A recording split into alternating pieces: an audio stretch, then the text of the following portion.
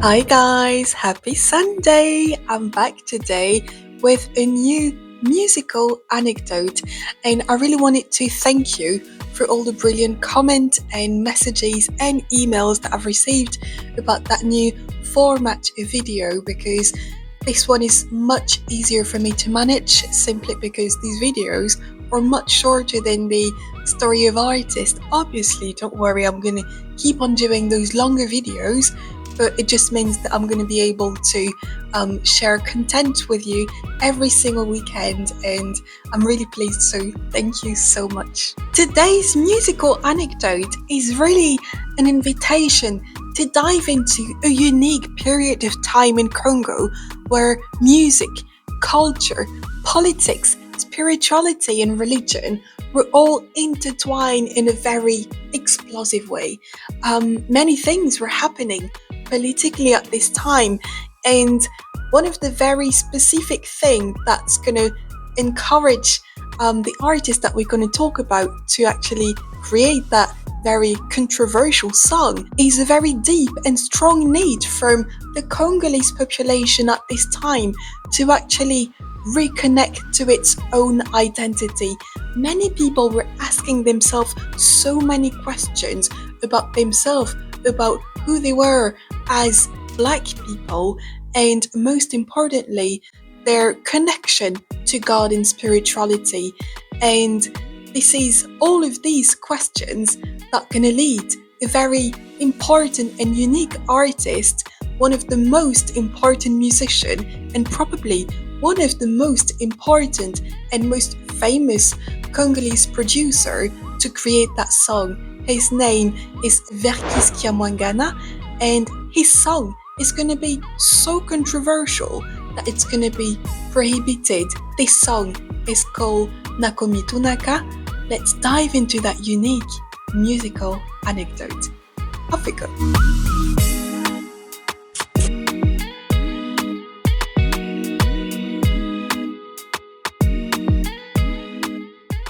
To understand the reason why the Vatican is going to decide to prohibit that song from being listened to by anyone in Congo, we need to dive a little bit in time and go back in the 70s, because many things were going on in terms of politics, in terms of culture, and in terms of identity. At this time, the president in place, Mobutu Seko, is going to decide to create this new ideology. And the idea behind it was to make sure that every Congolese citizen would go back into the roots of being African, of being Bantu, and being Congolese. And this meant having a very strong separation with anything that could relate them to the Western world, to Europe, and to colonization. L'authenticité, c'est quoi? D'abord, pour nous Zaïrois, c'est une question de dignité. C'est le respect dû à ses origines. Le Belge, pour moi, doit être un authentique. Le Français doit l'être aussi. Tout comme l'Anglais, l'Italien. Chaque peuple doit respecter ses origines. And he's going to have a series of law in place to completely shift and shuffle around the actual identity of the Congolese population. And this ideology that was actually called the Zairanisation is going to have different aspects, including changing names. So Mobutu is going to ask Congolese people to stop using European names, and for some who were already born, obviously, to change their name if they were in any way, shape or form referring to Europe or were just simply European names, and replace them by African or Congolese or Bantu names. Vous avez fait allusion aux prénoms. Mais les prénoms, comme vous le savez, c'était des noms propres de certaines personnes qui ont vécu comme vous et moi dans ce monde. Et l'Église catholique elle-même, baptisait comment? Pendant plus de 1000 ans, on venait trouver n'importe qui. Mobutu, je te baptise au nom du Père et du Fils et du Saint-Esprit. François, je te baptise au nom du Père et du Fils et du Saint-Esprit. Ce n'est qu'après plus de 1000 ans d'existence que l'Église a trouvé que certaines de ces personnes auxquelles je fais allusion ici se sont très bien comportés ici-bas. Bon, ils sont canonisés, ils sont saints, ils sont au ciel. Bon, leurs noms devenaient des prénoms. Donc, moi, voyez-vous, je suis zaïrois, africain, bantou. Comment voulez-vous que je puisse porter un nom juif, moi qui ne suis pas juif? Croyez-vous vraiment que ce serait intelligent, pensable de la part d'une jeune fille de mon pays de porter le prénom de Chantal, de Marie-France, de Marie-Flore? Ça veut dire quoi? And I can take the example of the Congolese female artist, female singer, Abeti Masikini, who is the very first one who went to the very prestigious venue of Olympia when she was 19 years old in the 70s. She had to change her name because her dad was half Belgium, and because of this, her real name was Elisabeth Finan, and she had to change her name and take her mom's full name, and that's why she became Abeti Masikini. It changed her identity and it made it sound even more Congolese. And from an economic perspective, he's going to change the currency. At the time it was called the franc congolais, and he's going to change that for a currency that he's going to call Zaire as well, and it's obviously the name of the country. And it's not the only thing that he's going to change. He's also going to change the name of pretty much all the town and the big cities in the country. And for example, at this time, obviously, Kinshasa was not called Kinshasa. It was called Leopoldville. He's going to change that. He's also going to change Lubumbashi. That used to be Elisabethville, nowadays Lubumbashi, and he's going to do that with lots of other things, including something that you would obviously see every single day when you would look at other people.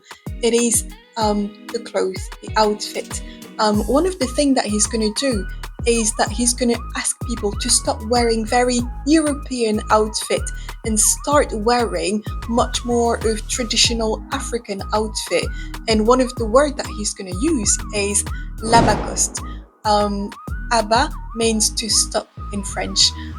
So abacoste, coste was short for costume basically. So stop wearing the costume and start wearing the actual traditional outfit. So basically wearing what we called le pagne, the wax and all of that type of outfit. So it's going to become an actual cultural revolution in Congo at this time. And many artists are actually going to start singing in not only in Lingala, but also in some of the other languages that people speak in Congo from Kinshasa, including Chiluba, Kikongo, and actually these languages are some of the languages that the artists are going to be singing in the song for independence that is called Indépendance Cha-Cha. When we know that information, we understand that it's not out of the blue that Mobutu is going to encourage as many artists as actually sing in those languages. And Samangwana is one of the artists that's going to be singing in Kikongo a lot when he was working with the Tout-Puissant OK Jazz Band. And it's not only in Congo that we speak Kikongo actually, because in Angola we do speak Kikongo as well. It's a language spoken in the central part of Africa generally. So many artists are going to start singing in those languages. They're going to sing their pride of being from Congo, of being Congolese, but they're also going to start singing their interrogation about society. Cultural revolution, there's one name that's going to stand out. It is Verckys Kiamuangana. And I'm going to give you a little bit of context so that you sort of understand a little bit more about this very unique man for the history of African modern music. Verckys was born in 1944 in Kisantu, which is in the western part of Congo, Kinshasa, and it is an absolute genius musician. He was a saxophonist as well as being one of probably the greatest Congolese music producer, and one of the very unique thing that's going to make him stand out of people is, and I've mentioned that in the video that I've done 2 weeks ago about Veve, it's the fact that he was someone who took lots of pride in being African and who recognized the importance of having African talent produced by African music producer. And he's going to create his own music label that's going to be called Veve, le label Veve. And this music label is actually going to produce and help to grow the career of so many different artists. And he's going to start working with the Tout-Puissant Jazz Band as a saxophonist. But once he's going to leave that band, he's going to create his own band, which is going to be called Orchestre Vévé, and he's also going to create his own label, and that's when he's going to be absolutely central in the history of African modern music, because he's going to be the very first one to own a music label in Africa in the early 70s. But his influence, it's going to go beyond the frontiers of music, because obviously he was someone who's always going to spot the light on the talent of African artists, and most importantly for them to be promoted by African fellow. But he's also going to be someone who's going to be very critical about society, and in this very unique context around politics, around culture, around music, he's going to be doing this with a very specific song, and that song is called Nakomitunaka. Nakomitunaka means I wonder. I'm asking myself so many questions, and it is exactly what Verckys is going to do while composing and writing that very unique song. The question that Verckys is asking himself in that song are very clear. He's actually wondering why the biblical representation are very different from Black people. I'm going to put a little bit of the actual lyrics so that you can actually understand what I'm talking about. He's actually explaining how much in this context of the retour à l'authenticité that Mobutu put in place, why are the biblical representations so different from Congolese people, from Black people generally? And he's actually spotting the light on a little bit of a discomfort in the Congolese society. Obviously, the Christian religion is inherent from colonization, from slavery, and it is something very rooted in the Congolese culture, in the Congolese society. And he's actually wondering why there's so much of a discrepancy between the representation in that Bible and who Congolese people and who Black people and African people are, basically. The message behind the song Nakomitunaka is extremely powerful, and as the popularity of the song is going to grow and grow, the tensions are going to grow as well. And in this context, many Congolese people are going to ask themselves so many questions that they're going to decide to leave the Catholic Church and go towards much more African religion and African spirituality, including the religion Kimbangist that was created in the early 20s. For the Catholic Church, this very specific song is going to become an actual threat, because not only they could notice that more and more Congolese people were withdrawing from the Catholic Church and from the Christian religion, but most importantly, they were fearing that if the word was to spread in other African countries, more and more people were going to start to withdraw from the Catholic Church. And it is for that very specific reason that the Catholic Church and the Vatican is going to ask the Congolese religious authorities to make that song absolutely prohibited to be listened to by people in Congo. The rumor about this song being prohibited is going to spread all over the country, and not only are Congolese people going to be absolutely offended by that, but they're going to perceive this action as an actual attack against their quest for more inner identity and inner pride. They're going to perceive this action as an actual threat to their liberty of speech, but most importantly, something that was going against their quest of self-identity. And again, this retour à l'authenticité that Mobutu was putting in place as well. The result of this is going to be a week of demonstration all over the country. And one of the things that was really striking is that the people that were leading those demonstrations were usually Catholic people.